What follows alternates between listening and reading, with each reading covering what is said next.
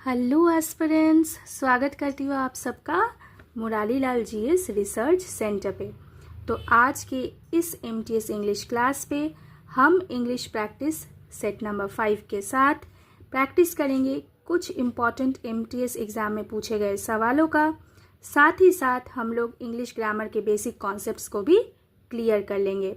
So why to waste our time, let's begin our practice. चलिए सबसे पहले instruction को पढ़ते हुए क्वेश्चन को देख लेते हैं, फिर इसका सही आंसर करने की कोशिश करते हैं। Select the most appropriate option to fill in the blank. देखिए, फिल इन द ब्लैंक के ऊपर सवाल पूछा गया, बहुत ही क्रिस्टल क्लियर तरीके से आपको कह दिया गया कि आपको दिए गए 4 उत्तर में से सही और मोस्ट अप्रोप्रिएट ऑप्शन को चूज करना है। तो देख लीजिए, यहाँ पे जो वर्ड है hardly had I called him dash my mother started screaming. So यहाँ पे जो हार्डली वर्ड है ये क्या कहलाती है, यहाँ पे कौन सा ऐसा वर्ड हम चूज करेंगे तो इस हार्डली के साथ कनेक्शन बैठाएगा, इसे हमें देखना है। तो देखिए, हार्डली के साथ हमेशा हम लोग व्हेन को यूज करते हैं, ठीक है। So option number A, when is the correct option. लेकिन क्यों हम लोग व्हेन को यूज करते हैं ये जानना भी तो जरूरी है। तो चलिए जल्दी से इस कॉन्सेप्ट को क्लियर करते हैं। हम लोग हार्डली के साथ व्हेन को तभी यूज करते हैं जब हम लोग कोशिश करते हैं इंडिकेट करने की कि एक इवेंट बहुत क्लोजली फॉलो करते हुए दूसरे इवेंट के साथ चलती है, ठीक है। Means it indicates that one event closely followed another. Hardly implies that the first event happened just before the second event, ठीक है। This hardly implies first event happened before the second event, ठीक है। और जब हम लोग when को यहाँ पे ऐड कर देते हैं तो सेकेंड इवेंट को कनेक्ट कर देते हैं, ठीक है। सो यहाँ पे when कंजंक्शन के तौर पे काम कर रही है। I hope this is absolutely clear to you all. अगर क्लियर हो गई है तो एक लाइक ज़रूर कर दीजिए और शेयर भी कर दीजिए। चलिए moving to the next question. बहुत ही बेहतरीन सवाल है जो, ठीक है, कोर इंग्लिश कॉन्सेप्ट्स के ऊपर पूछा गया ये सवाल है। सो बहुत ही इंपॉर्टेंट क्वेश्चन यहाँ पे ये पिक किया गया है फ्रॉम प्रीवियस ईयर क्वेश्चन। तो चलिए इसे सॉल्व करते हैं और कॉन्सेप्ट को भी क्लियर करते हैं, बिकॉज इंग्लिश बेसिक्स क्लियर होना भी बहुत ज़रूरी है और कैसे बेसिक इंग्लिश को अप्लाई करना है वो भी समझना बहुत ज़रूरी है। Select the option that will improve the underline part of the given sentence. सीधी सी बात है, जो गिवन सेंटेंस है यहाँ पे एक अंडरलाइन पार्ट है, ठीक है। In case no improvement is needed, select no improvement required. देखिए, चारों दिए गए ऑप्शन में से एक ऑप्शन ऐसा है जिसे कहा गया है नो इम्प्रूवमेंट रिक्वायर्ड। सो अगर इस पोर्शन में कोई भी गलती नहीं है, किसी भी इम्प्रूवमेंट की दरकार नहीं है, then we will choose no improvement required. Wise हमें चूज करना है बाकी दिए गए 3 ऑप्शन में से सही उत्तर को, ठीक है, जो इम्प्रूवमेंट के लिए दरकार है। I am trying to finding an investor from abroad. Clear, I am trying to finding, trying to finding पे हम लोग देख सकते हैं अंडरलाइन किया गया है। देखिए, ट्राई पहला मेन वर्ब दिया गया है, ठीक है, अच्छे से समझो। फाइंड सेकेंड मेन वर्ब दिया गया है, ठीक है। जब कभी भी हम लोग 2 मेन वर्ब को कनेक्ट करते हैं तब हम लोग कनेक्शन के लिए किसे यूज करते हैं, प्रीपोजिशन टू को, ठीक है। सो इस हिसाब से टू तो बिल्कुल सही है, राइट। अब देखो यहाँ पे टेंस क्या है, am trying. So am trying is present continuous tense. Clear. अब आपने क्या याद रखना है, टू से अगर हम लोग 2 वर्ब को जोड़ते हैं सो टू के बाद हम लोग हमेशा ओनली मेन वर्ब या फिर बेस वर्ब को ही यूज करते हैं। कोई ING, कोई भी EN ED form additionally use नहीं होता है। सो इस हिसाब से यहाँ पे क्या होना चाहिए था, I am trying to find an investor from abroad. ठीक है, ये होना चाहिए था, ट्राइंग टू फाइंड। ठीक है, to plus main verb.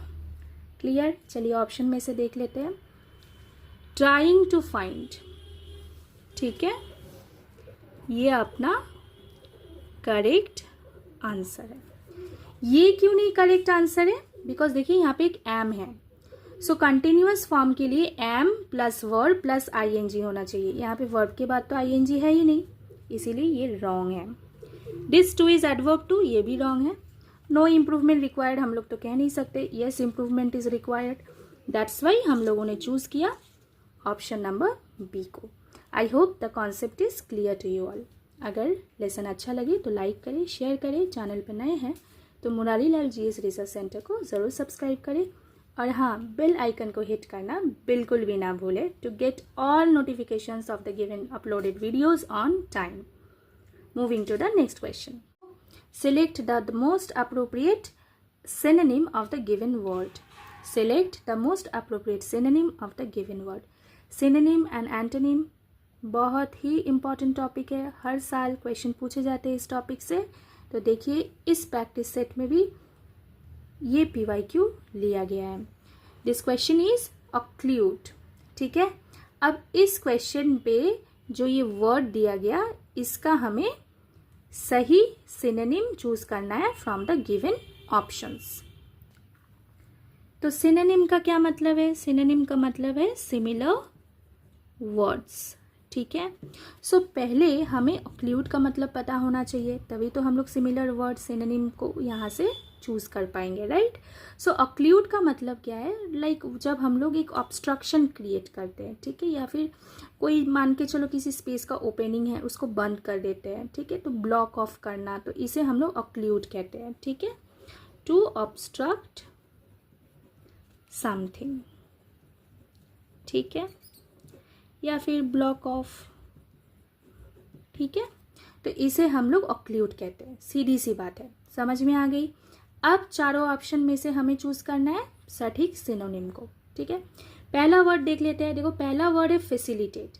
Facilitate करना मतलब आप मतलब बोलते हैं मतलब फ्री फ्रॉम एनी ऑब्स्ट्रक्शन। ठीक है, free from any obstruction, right. तो ये अगर आसान बना दे रहे हो फ्री फ्रॉम एनी ऑब्स्ट्रक्शन, तो ये तो कभी नहीं होगा, राइट, ऑक्लूड का सिनोनिम। ठीक है, तो चलो फैसिलिटेट का सिनोनिम देख लेते हैं, प्रोमोट। ठीक है, और एक सिनोनिम को देख लेते हैं, एक्सीलरेट। ठीक है, तो ये होगा नहीं। नेक्स्ट है देखो प्रोमोट। प्रोमोट मतलब to move higher in rank, या फिर आप इसका सिनोनिम बता देती हूँ, एलिवेट, अपग्रेड, तो ये भी नहीं होगा। ठीक है, फिर देखो क्या है, एब्सटेन। एब्सटेन का क्या मतलब है, लाइक रिफ्यूज करना। ठीक है, रिफ्यूज या फिर रिजेक्ट। तो बचा क्या, बचा अपना obstruct. So this is the correct answer. Okay, so this is the correct answer. I hope this is clear to you all. तो चलिए, खूब सारे लेसन्स सिनोनिम एंड एंटोनिम्स के ऊपर ऑलरेडी इस चैनल पे दिया हुआ है। प्लेलिस्ट ज़रूर आपको चेक करिए, मिल जाएगा, जाके विजिट करें। कंटेंट की ज़रूरत है, आप ज़रूर चेक कर सकते हैं। और एस्पिरेंट्स देखिए, अब क्वेश्चन है ईडियम के ऊपर, right. Select the most appropriate meaning of the given idiom. चारों ऑप्शन में से मोस्ट अप्रोप्रिएट मीनिंग ढूंढना है। ठीक है, इस ईडियम का क्या है, ईडियम दिया हुआ ड्रॉ द लाइन। ठीक है, आंसर करने से पहले मैं कहना चाहूँगी ईडियम्स के ऊपर लेसन्स ऑलरेडी अपलोडेड है, जाके ज़रूर चेक करें। Okay, to give edge to your practice. चलो, ड्रॉ द लाइन। अब इसका सही ऑप्शन ढूंढने से पहले ड्रॉ द लाइन का मतलब समझ लेते हैं। तो जब आप एक लिमिटेशन क्रिएट कर रहे हैं, ठीक है, आप लिमिट कर रहे हैं या फिर आप किसी को लिमिट कर रहे हैं उसके बियॉन्ड ताकि वो ना जाए, या फिर कोई खुद को लिमिट कर रहा है ताकि उस लिमिटेशन के बियॉन्ड वो ना जाए। ठीक है, मतलब सीधी सी बात है, to establish okay a limit for something. ठीक है, आप इसे कह सकते हैं set a limit, setting a limit. ठीक है, अच्छे से समझो, टू पुट अ लिमिट। ठीक है, सो आप अब चेक करो दिए गए ऑप्शन। पहला ऑप्शन क्या है, टू एक्सेप्ट समवन्स आइडिया, बिल्कुल नहीं, ये तो लिमिट के ऊपर कहा जा रहा है। To give a second chance, नहीं। To move on from a past relationship, नहीं। To set a limit on something. Clear? I hope this is absolutely. देखो, आपको आइडिया के ऊपर काम करना है। जब आपको इडियम से प्रश्न पूछा जाए, आप जाके चेक करें, लेसन ऑलरेडी दिया हुआ है कि इडियम के ऊपर कैसे आइडियाज़ को अप्लाई करना है, इडियोमेटिक एक्सप्रेशन को फाइंड आउट करना है। ठीक है, हर चीज़ मेमोराइज करके भाई बात नहीं बनती है, कितना ही मेमोराइज कर लोगे, right? Practice practice and practice. जो भी आप सीख रहे हो, इंग्लिश बेसिक ग्रामर सीख रहे हो, तो उसे आपको प्रैक्टिस करना है। ठीक है, चलिए, अगर आप किसी भी एसएससी एग्ज़ाम्स की तैयारी कर रहे हैं तो दिए गए जितने भी लेसन्स है सीजीएल के ऊपर, एमटीएस के ऊपर जाके ज़रूर चेक करें। ठीक है, चलिए, moving to the next and the last question of this practice set. बढ़िया से पूछा गया एसएससी एमटीएस एग्ज़ाम में सवाल जो एरर करेक्शन के ऊपर बेस्ड है। तो चलिए इस क्वेश्चन को देख लेते हैं, बेसिक्स को अप्लाई करते हुए इसका आंसर करने की कोशिश करते हैं।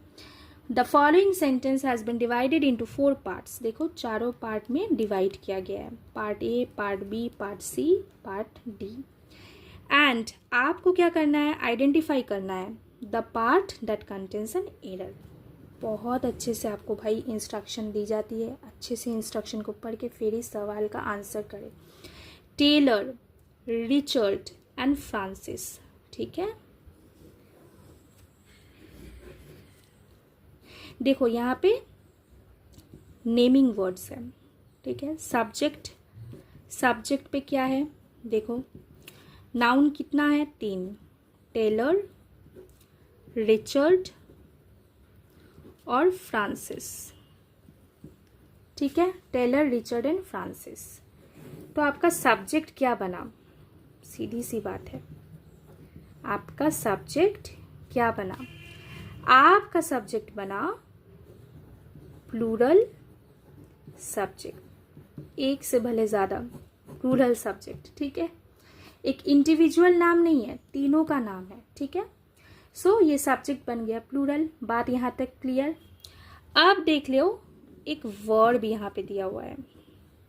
ठीक है, जो टेंस को बता रही है। ठीक है, लेकिन हमें काम करना है इस वर्ब के ऊपर। ठीक है, जब कभी भी आपको प्लूरल सब्जेक्ट दिया रहे तो वर्ब क्या होगा, वर्ब भी प्लूरल होना चाहिए।